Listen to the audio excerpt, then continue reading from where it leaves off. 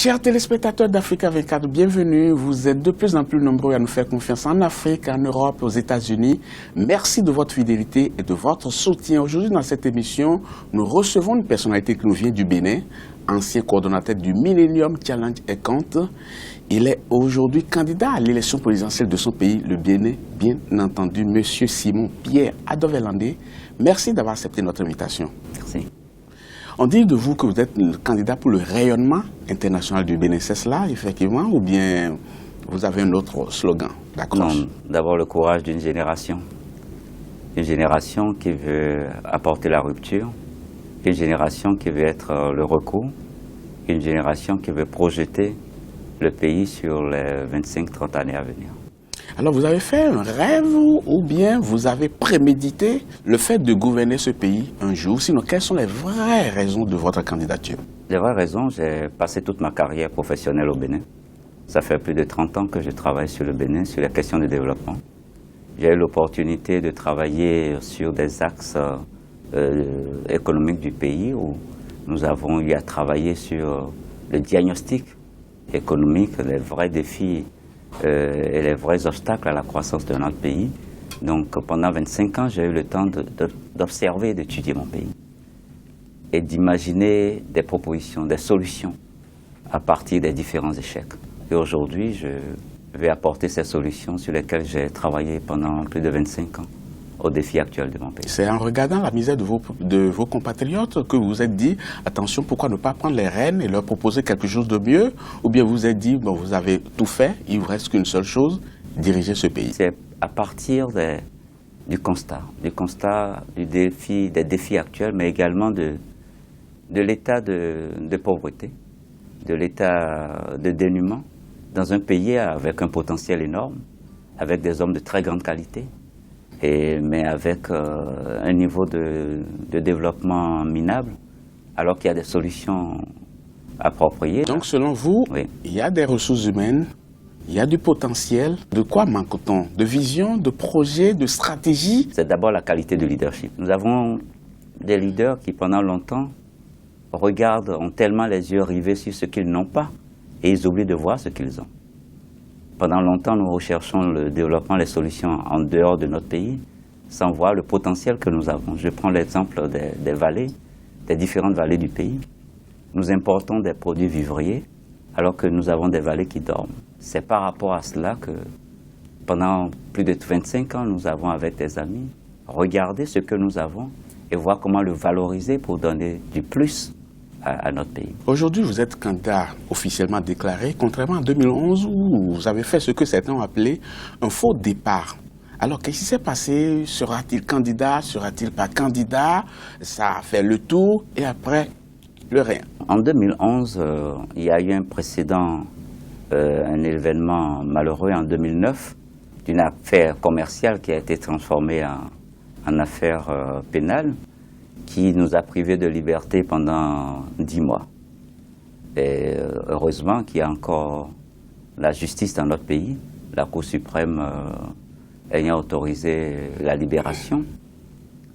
Mais c'était en novembre. Nous étions déjà pratiquement à quelques mois des élections. En novembre 2010, les élections étaient en février 2011. Le temps perdu, la remobilisation de nos sympathisants qui étaient sur l'ensemble du territoire national. Pour la gouverne de nos téléspectateurs, ce qu'on vous reprochait, oui, d'être impliqué dans des malversations au sein d'un groupe immobilier, oui, dont vous présidiez le conseil d'administration. C'est exactement cela. Exactement. Alors, cette affaire, qu'on le veuille ou non, oui, c'est un fait aujourd'hui, oui, même si ça relève du passé.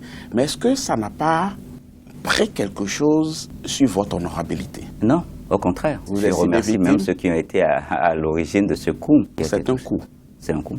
Aujourd'hui, je suis un homme libre. Je suis un homme qui a bénéficié d'un non-lieu. Vous avez vu, depuis 2011, une fois que les élections sont passées, l'affaire a été classée, personne n'en a plus parlé. On est bien tenté de dire que vous dérangez des intérêts. Forcément, nous avons eu un parcours qui nous a donné de la notoriété. La notoriété ne rime pas avec déranger des intérêts. Non seulement, ça a montré également la rigueur que nous avons dans certains domaines, partout où nous sommes passés. Donc forcément, il y a des qualités et des valeurs que nous portons et que recherchent nos compatriotes et que nous incarnons. Et forcément, ceux qui n'ont pas ces valeurs et qui voient d'autres les porter et faire l'admiration, forcément tenteront de montrer. À qui faites-vous allusion? Vous savez, quand vous rentrez en politique, vous avez des adversaires politiques. Vous les connaissez? Sans citer de nom, parce qu'ils peuvent être nombreux.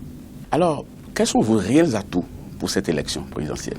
D'abord, je connais mon pays, je suis béninois et je suis fier de l'être. Mais également, je connais tous les acteurs actuels du pays. Je n'y trouve encore aucun atout. Hein? Ouais, non. Je prends le décor. D'accord. À un niveau moindre, nous avons identifié des contraintes au développement de notre pays. Avec une équipe de nationaux, nous avons proposé des solutions qui ont marché.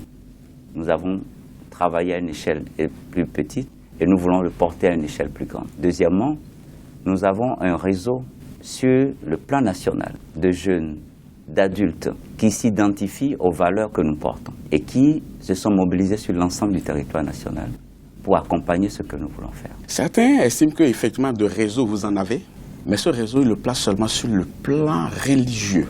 C'est vrai, nous avons des réseaux aussi bien à l'intérieur du pays comme à l'extérieur du pays. Nous avons des amis sur tous les continents, des gens qui nous font confiance et avec qui nous travaillons de par le monde et qui sont prêts à accompagner les intentions que nous avons pour notre pays. Et à l'intérieur du pays, nous avons des réseaux, pas forcément religieux comme vous le dites. Quel regard portez-vous sur les 10 années de gestion du président Boni Yayi? Il y a beaucoup d'espoir, beaucoup d'attentes, beaucoup de gâchis. Beaucoup de gâchis. Gâchis en termes de potentiel de ce qu'on aurait pu faire pendant ces 10 dernières années. N'oublions pas qu'en 2006, c'était presque un chèque à blanc qui a été signé au président Boni Yayi. Tout le monde voyait le départ de Kérékou comme la fin d'une génération. Beaucoup de choses ont été faites, mais auraient pu être mieux faites. C'est une fonction très difficile, diriger une nation. Vous dites cela pour nuancer? Parce que je vous trouve trop gentil, là. Vis-à-vis de celui avec qui vous avez eu quand même quelques accrochages. Je me base toujours sur le discours commun, mais également je regarde aussi les chiffres. Je suis économiste de formation, je regarde aussi les chiffres et les rapports d'institutions. Ou bien vous avez peur des représailles? Pas de représailles.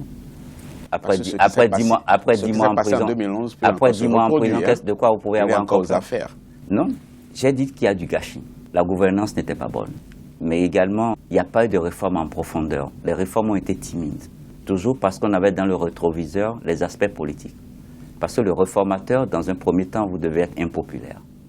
Et cet aspect a manqué à la gouvernance dans les 10 dernières années. Quel est votre projet pour le Bénin?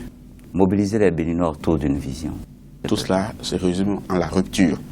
Il faut prônez pas tout le monde, hein? Donc, non, moi c'est plutôt rupture et recours. Rupture et recours. C'est quoi la différence? La rupture dans la pratique. Le recours par rapport à la confusion.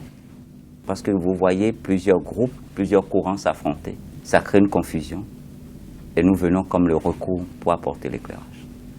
Alors, qu'est-ce qui manque aujourd'hui? Qu'est-ce qui manque aujourd'hui pour relancer ce pays? Il ne suffit pas de dire nous avons des hommes et des femmes. Et le président Boni Yayi, vous ne lui ferez pas l'affront non plus de dire qu'il avait un mauvais projet, il avait une intention de déstabiliser ce pays-là. Quand bien même on a la volonté, il doit manquer quelque chose, non? Il y a deux choses qui manquent. La compréhension de la fonction d'abord, qui est d'abord une fonction de sacrifice et de service. Aujourd'hui, il y a eu 48 candidats quand même. Est-ce que vous pensez que les 47 autres, à part vous, ont cette volonté de sacrifice? Nous allons le voir dans les débats, dans les discours. Mais vous avez votre regard là-dessus? Oui. Il y a des valeurs, et cette notion de compréhension de la fonction que je ne retrouve pas. Quel est ce pays où l'élite, quand elle est malade, ne se soigne pas dans le système sanitaire qu'il a mis en place? Regardez un peu le volume des évacuations sanitaires. Et vous comprendrez que la connaissance et la compréhension de la fonction posent encore problème. Est-ce que vous vous rendez compte de l'ampleur de la tâche qui doit incomber à un président de la République? C'est là la notion de sacrifice. Parce qu'à partir du moment où vous vous engagez, où vous prenez les rênes d'un pays, vous ne vous appartenez plus. Vous n'appartenez même plus à votre famille. Mais en 2011, on a vu un rouleau compresseur que vous étiez en train de dresser. Malheureusement, vous n'êtes pas allé au bout. Et certains observateurs se s'étaient dit que si ce monsieur Simon Pierre Dovel-Landais se représentait, c'est tout le Bénin entier qui allait se rallier à lui. Mais aujourd'hui, je constate que vous êtes seul, un peu tout seul même. Je ne pense pas que je suis seul. Ah, mais dites-moi avec qui vous êtes alors. Je ne pense pas que je suis seul parce que les images des médias parfois peuvent déformer la réalité. C'est nous maintenant qui sommes responsables. Non, pas du tout, pas du tout. Vous n'êtes pas gentil avec nous, hein, apparemment. Ce que je voulais dire, oui. Nous avons opté d'être légaliste, de respecter le code électoral de notre pays. Si je comprends votre logique, c'est que Il faut attendre et on a des choses à voir. Vous avez des choses à voir. Monsieur Simon-Pierre Develandé, merci beaucoup. Merci. Mais avant de vous laisser partir, je voudrais que vous regardiez cette caméra et dites à nos téléspectateurs qui nous suivent, qui sont en majorité des gens qui iront aux urnes le 28 février, dites pourquoi ils devraient voter pour vous et non pas pour un de vos adversaires. Je voudrais dire à mes compatriotes 40 secondes. de faire le choix qui les projette sur les 40 années à venir. Le choix qui ne fait pas seulement le lit d'aujourd'hui, mais le lit pour les futures générations, pour qu'ensemble, nous puissions bâtir notre nation, le Bénin. Merci beaucoup. Le message, il est entendu, mais sera-t-il suivi? C'est tout à cette question-là que nous ne pouvons pas répondre, mais nous vous souhaitons du succès, on dit bonne chance pour la suite des événements. Et puis, nous serons à vos côtés, quand même, pour rendre compte de vos activités. À nos téléspectateurs et à ceux-là qui iront voter, j'espère qu'ils se retrouveront à travers votre projet de société. C'était un plaisir pour nous. Merci beaucoup. Merci pour cette opportunité. Chers téléspectateurs, c'était tout pour cette émission. Merci beaucoup. Je vous laisse en compagnie des programmes d'Africa 24. À très bientôt.